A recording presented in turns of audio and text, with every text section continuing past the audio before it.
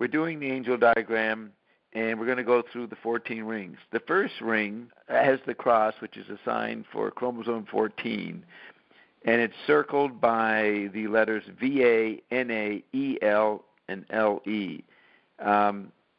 They are the ring, those four double-lettered things, and the cross. That is the first ring. It's not the cross itself, correct? Correct. They represent the angels that are holding back the winds. All right. And what are the winds representing? Oh, the destruction of your little world. Aren't they chemical gases? Yes, but they don't represent that. They are that. So what they represent is the destruction of your little man's earth. Not enthusiastic about being human.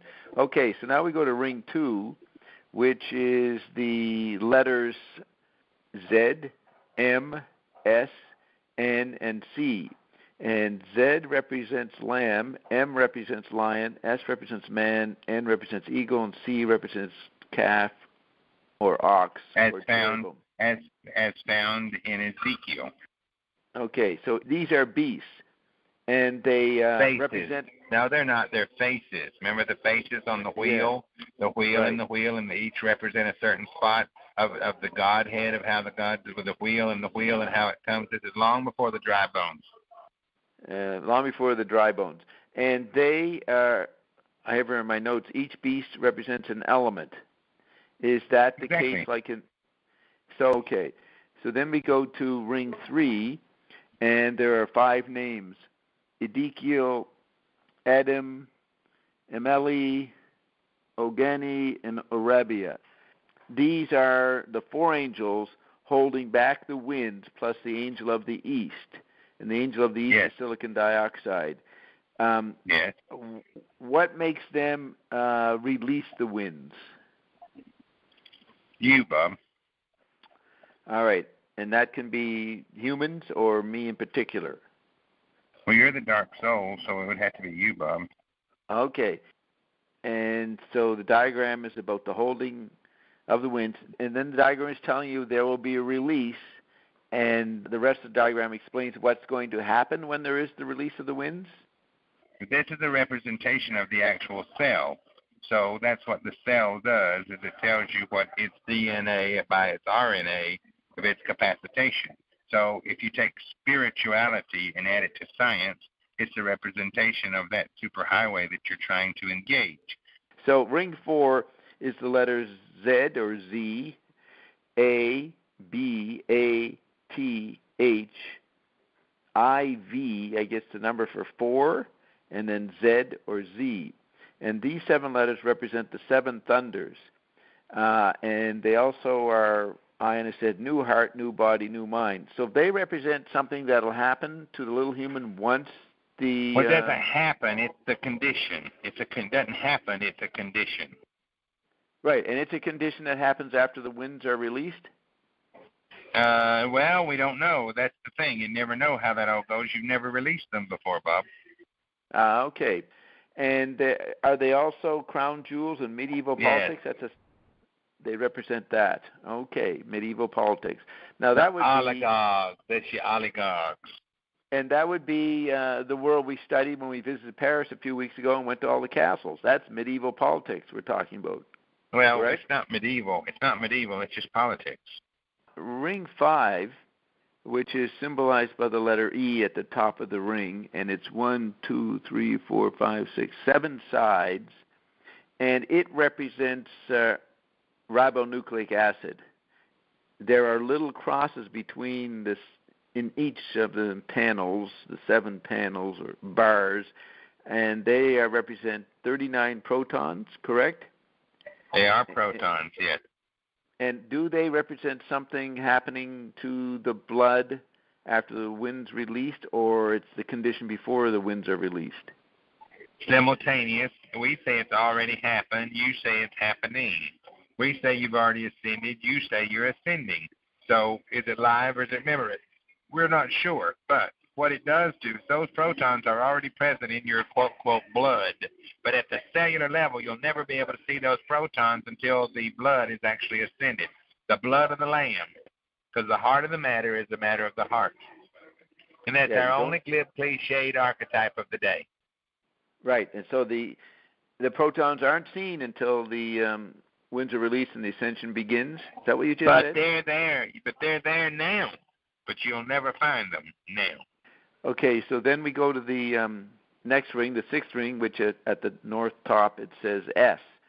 And S stands for sugar, for a memory technique, or is it stand for something else? The S. The placeholder. The placeholder. Yes, so ring 6 represents DNA. What you say DNA is, yes. Right. And what's going to happen is the DNA is going to change, so it'll be a new blood type. Yeah, all the blood types will change, yes. Yeah, there's 6 blood types, right? Correct. And so what we've done 6 rings, and we see the genetic level of the meaning of the angel, what we call the angel diagram. And what happens in the first 4 rings is going to cause a change in the 5th, the RNA ring, and the 6th, the DNA ring. A shift, yes. Yeah. It will merge and marry and coalesce your now known abstract. Your now known abstract. What does the word abstract refer to? Your little man body in a God sack. So now we move to ring 7, which is a different kind of ring. It's more complicated. It's like an escalator, and we call it the Escher. It's sort of like the artist, M.C. Escher, E-S-C-H-E-R, right? His kind of paintings showing the different levels. Yeah, the Escher stairs. It's like the staircases in Harry Potter, so your little ones will know what it is. Right. And so does this Escher loop through ring 1? It does. Okay. And it's basically, it has 12 gates, which represent 12 silicon minerals, which represent 12 foundations. And there's 30 airs, A-Y-E-R-S. And 12 tribes. Don't forget the tribes of where you divide it, where you split your power through the 12 tribes. There's a lot of activity going on in ring 7. So it's a transitional point between the first 6 rings, which are about our chemistry of our cell, and now we're going to go into... It's where the pistil meets the stamen. Right, and then we're going to go to ring 8 to 14 is the outer world of frequency. Maybe you don't call it outer world, but it's different from the... Valence and valence. Valence and valence we're going to, which, is that involve frequency? It will. It affects it. The sine and cosine is that but a frequency. Okay, so then we move to ring 8, which is 7 names, and they are E-L-M-E-E-S-A-I-A-N-A,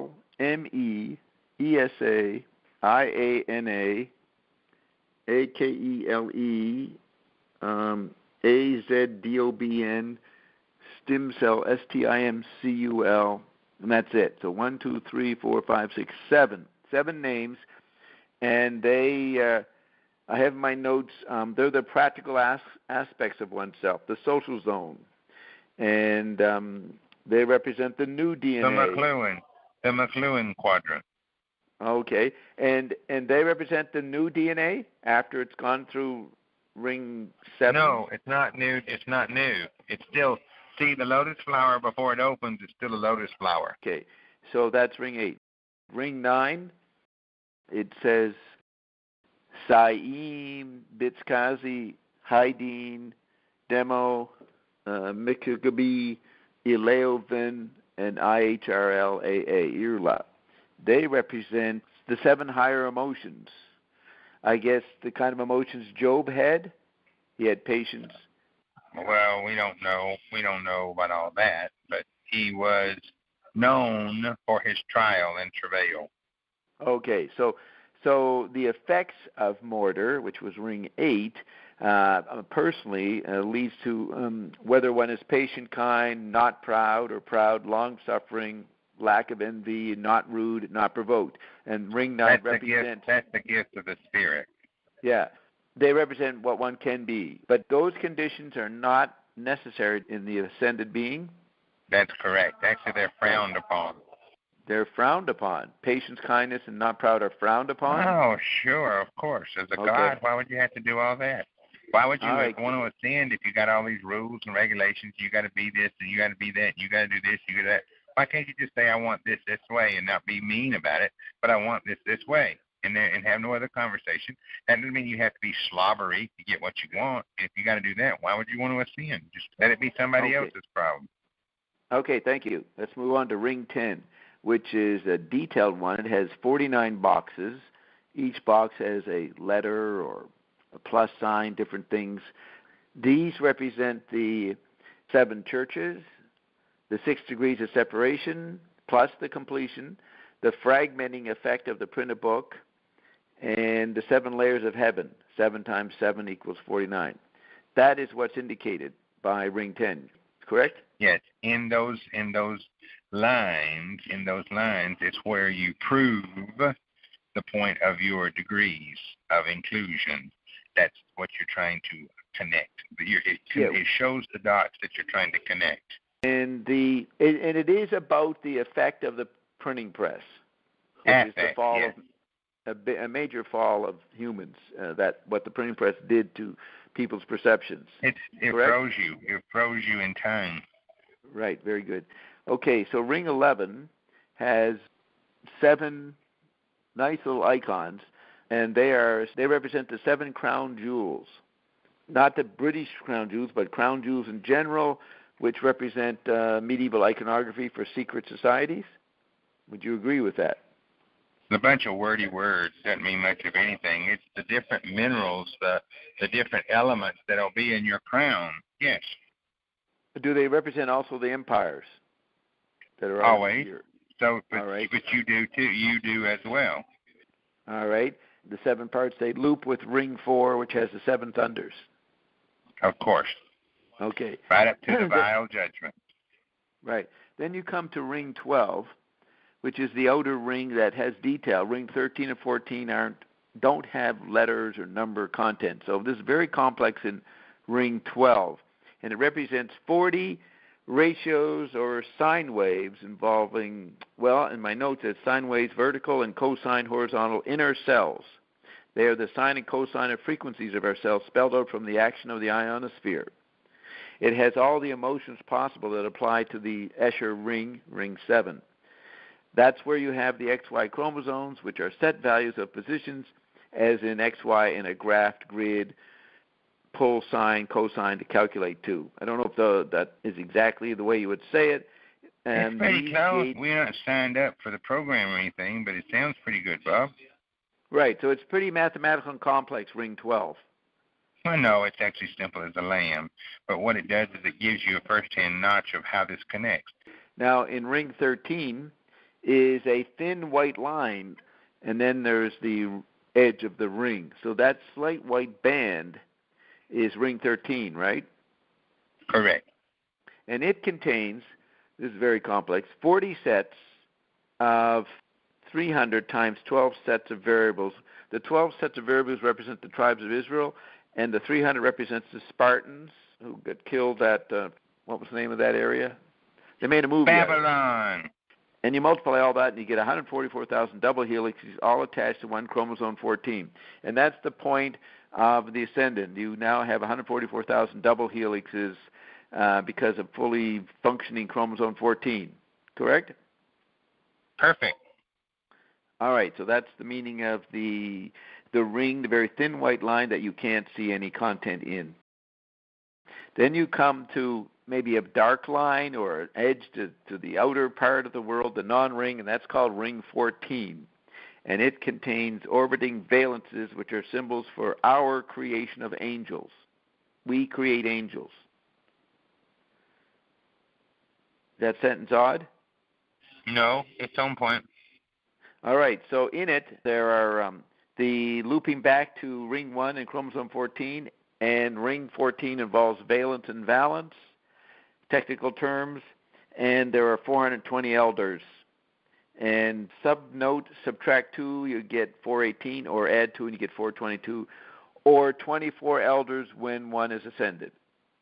Correct? That's a variation in that, right? and it loops ring 1. Those are the conditions. They're not positions. They're the conditions.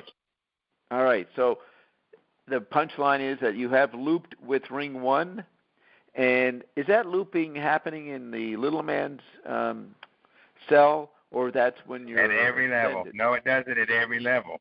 It does it at every level. You just don't accept it or don't engage it or won't allow it or won't note it. Well, we were talking about the angel chart. When you unfold and you pull the cords off the arcs and the cords off those triangulated positions, that the angel chart would first take the form or shape of the lotus flower, the outer realms outside the angel chart. Because the lotus flower, there are 3 kinds: the white, the Egyptian, and the blue, and then the red. The point of that is, you're going to get into Dave Worster's crystals if you keep it going, but the outer ranges, when you open it, the key, when you open the key to the angel charts, the outer levels, as we said, would be likened to a lotus flower. If you look at a lotus flower, it has a flower in the flower. And inside the flower, when you figure out 14 degrees of freedom and you put the 14 rings into motion, you will have a holographic, how many Ds do you want to do there? 4D, 8D, 3D, it makes no difference to us. You'll have an actual holographic image of the temple. So it's like fractal in the sense. It is indeed not a mathematical fractal, a proper fractal. What's beyond ring 14 and the valence and the balance? What's beyond that is represented in the lotus? Okay, it's riddled all through history. Specifically, or what you'll find the most significant is in the Egyptian reference. Okay, wait, let's back up. Lotuses grow on wet, okay? They open and close, and open and close, and open and close. So do you. Huh. Which rings are the lotus in, Ion, or the outside the 14 rings? They would open out to outside the 14 rings. Do the lotus petals include all 14 rings? No, only the outer 7. Starting at the frequency vibration ring 8? Everything outside of the Asher. Which is ring 7, Steve, Barbara, and... What are the significance of rounded petals, Ion? Look at your angel chart and look at your different degrees of how your arcs are pulled from some of those triangulated positions as the leaves of the lotus open and close. That's interesting.